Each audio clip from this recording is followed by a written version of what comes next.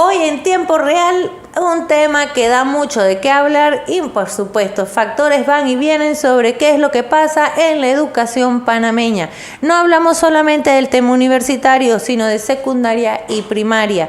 Algunos pues dicen, según hemos estado investigando, que no hay información detallada sobre el por qué existen aquellos inconvenientes o las diferencias entre la educación privada y la educación pública, cuando en otros países de Latinoamérica, para ya no compararnos con Europa, resulta ser que la educación pública es superior a la privada en muchos aspectos y en algunas carreras, no en todas, para que seamos claros.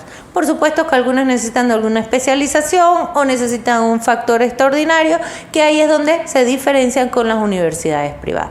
Pues algunos dirán, no es lo mismo estudiar una maestría en Panamá que estudiar una maestría en Harvard. Pues bueno, les cuento, yo no fui a Harvard, estudié una maestría en Panamá y lo que sí tuve fue excelentes profesores que nos daban información en su momento de otros países, que nos permitían conocer también las leyes de otros países y dependía mucho de cómo era esa educación impartida para nosotros complementar la información que se necesitaba. En este caso, la de nosotros era sobre derecho mercantil o derecho comercial, incluía de todo un poquito. ¿Por qué hago esta diferencia? Porque a veces simplemente cuando vemos la educación en Panamá dicen, la educación pública es así, simplemente pues es mala. No, el factor de la educación no es que sea mala por ser pública o privada, simplemente es porque los planes de trabajo o los proyectos con los que tiene que desarrollarse o programas con los que tiene que ajustarse el MEDUCA no están ejecutados a largo plazo ni con planes estratégicos que tengan que ver con un modo país, es decir, que el plan de trabajo o el programa de estudio vaya acorde al crecimiento y desarrollo sostenible del país y por supuesto que este no cambie, como le dice aquí, creo que es la ministra, el material curricular o el programa curricular que no varíe cada 5 años, sino que se mantenga a lo largo del tiempo. Entonces, ¿qué hay que hacer? Uno, la actualización de esas materias curriculares o ese contenido curricular para poder entonces rendir clases que tengan frutos y por supuesto estudiantes que veamos no 1 o 2, sino que veamos el 90%, por supuesto que sería el máximo, vamos a decir que el 80% de estudiantes que pudieran sacarle beneficio a esas materias. Entre algunos expertos advierten que el gran impacto educativo en los países de Latinoamérica es que al no tener una educación formal y que atraviesa crisis profundas como ha pasado en los últimos años en Panamá, que se vienen registrando desde el año 2023, pues va ocurriendo que cada vez tenemos menos profesionales preparados en materias o carreras profesionales especializadas y por supuesto estudiantes que vamos más allá van entonces afectándose en la deserción escolar, es decir, prefieren irse para su casa y pertenecer al grupo de los ninis, en especial las mujeres. ¿Por qué? Varios factores. Vamos a ir viéndolo poquito a poquito para que ustedes vayan analizándolo y entonces vayan entendiendo el porqué de esta conversación. Según las últimas informaciones, en el año 2025 no se encuentra ningún contenido detallado sobre el tema o específico de la deserción escolar. Sin embargo, para el 2020 al 2024 sí hubo información clara sobre la deserción. Más que todo, algunos decían que pues se estaban basando en que las clases fueron virtuales y no lo comprendieron en los últimos 2 años, o sea, 23, 24 o 22 cuando la pandemia, 22, 23, 24, los últimos 3 años anteriores al 25, pues consideraban que el tema virtual estaba supliendo a las presenciales. Hoy, con los estudios que se han hecho, se puede corroborar que no fue igual, no fue lo mismo y la atención que pueden estar prestando en las clases, al igual que la preparación, no fue la misma. Esto nos llevó a un elemento adicional, que muchos de estos factores o alguna de esas condiciones que no les permitió a estudiantes que podían ser excelentes poder abarcar todo el contenido de las materias, es que algunos vivían en zonas rurales, o sea que no tenían acceso a energía eléctrica ni a internet. Otros, por su lado, tenían problemas económicos familiares o problemas sociales como también el bullying. Bullying que no solamente se da a nivel escolar, sino también comunitario. O sea que si usted se encuentra en una comunidad, vamos a poner, vaya, no le voy a poner rural, sino semiurbana, en donde el bullying o el acoso social empieza a ser el factor número uno en que te dice, es mejor que te salgas de la escuela y te sumes a una banda, pues muchos consideran que es la forma más rápida de sentir poder, de sentir que forman parte de algo, pertenecen a algo y por encima creen que tienen algo de movimiento económico que les permite no solamente atender a sus necesidades personales, sino a las de casa. Es decir, que no se considera como un factor de bullying porque no ocurre dentro de la escuela, pero igual es acoso escolar porque te dicen no asistas a ella. Esto por su lado, el Ministerio de Educación ha intentado de alguna manera de contrarrestarlo, sin embargo no ha encontrado las estrategias correctas.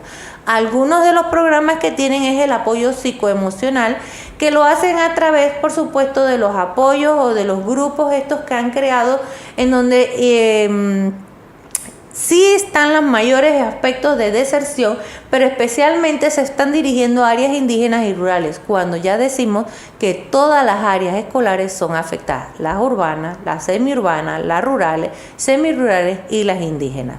En el caso de la mujer, ¿por qué el factor se incrementa? En el caso de las mujeres está porque hay embarazos tempranos, hay problemas sociales, por supuesto, o sea, viven en algunas zonas que no le permite el desarrollo o el empoderamiento como mujeres y, por supuesto, factores familiares que las vinculan a quedarse en casa. Muchos de ellos vinculados a problemas de salud, o sea, un familiar mayores a ellas que les impide ir a la escuela o les impide seguir estudiando porque al final tienen que atender a esa abuela, a esa mamá, para que ellas puedan entonces quedarse en casa atendiendo al resto de la familia. Por supuesto que existen otros elementos o programas que ha estado haciendo el Meduca, como la capacitación técnica vocacional, pero ¿qué ocurre? No llega a donde realmente se necesita que se desarrolle. Ejemplo, voy a ponerlo de salida y de cañón. Coclé, nuestra provincia. Distrito Penonomé. Puedo hablar de otro, pero voy a hablar con base a lo que ya conocemos y caminamos. Distrito de Penonomé. Corregimiento, vámonos a irnos a uno sencillo. Río Indio. Ni los voy a llevar a Monte Adentro, en Las Marías, donde está la carretera y ya llegó la energía eléctrica. ¿Y qué ocurre?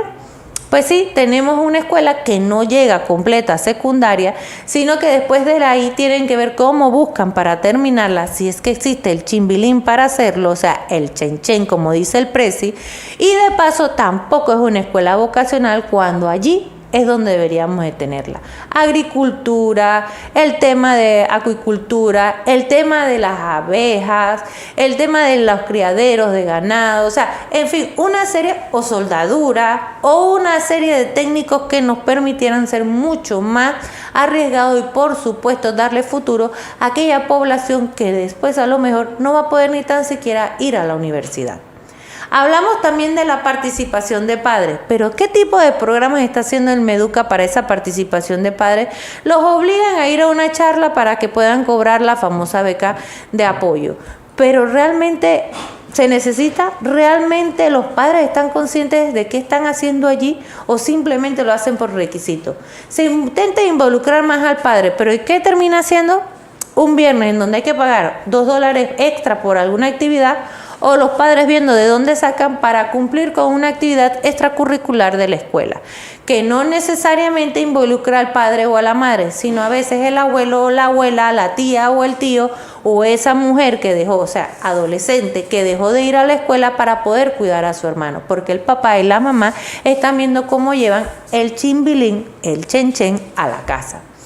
Por supuesto, también están los retos que hay que hacer.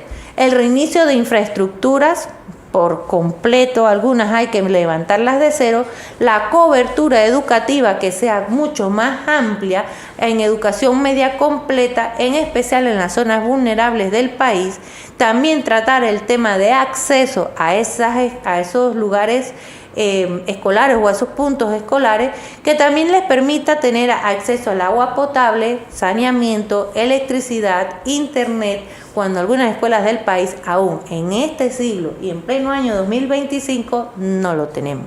Factores sociales y personales y las pérdidas de clases que ya vemos que algunos dependían por supuesto del factor profesores. Pero bueno, En fin, lo que sí les puedo decir a este momento es que Panamá pasa por una crisis profunda, pero muy profunda del nivel de educación. Y si nos vamos al tema que estás dentro del sistema, o sea, estás dentro de la escuela, algunos consideran que ir a la escuela es como pasar un trip, o sea, voy a encontrarme con mis amigos de la banda, con mis amigos o mi grupito y empezamos a hacer bullying o juegos que no son los adecuados y a veces no es bullying, simplemente están entre niños haciendo juegos inapropiados que pueden causar un problema severo a la salud. Cuando el profesor o el maestro pasa de largo sin darse cuenta o es amenazado por algún grupo dentro de las escuelas. Y ni hablar de las drogas. Un factor que cada vez se extiende más dentro de los colegios porque es allí donde puedes encontrar los elementos más fáciles, más vulnerables de aquellos que necesitan venderla para poder entonces tener algún mercado nuevo que cada vez lo necesite más. Es decir, que aún teniendo celadores y aún teniendo pues a esos inspectores que dan las vueltas en muchos colegios, algunos ni tan siquiera se percatan de la realidad que se vive dentro de sus centros escolares. Hoy les dejo solamente el interrogante. En el distrito de Penonomé, al igual que en el resto del país, ¿usted cree que se está cumpliendo a cabalidad con todos los factores necesarios para que tengamos una educación de primer nivel en el sistema educativo público? La respuesta es no. Pero ustedes me pueden hacer sus comentarios para nosotros poder hacer el análisis respectivo. Nos vemos en un ratito en el Focal Point del momento.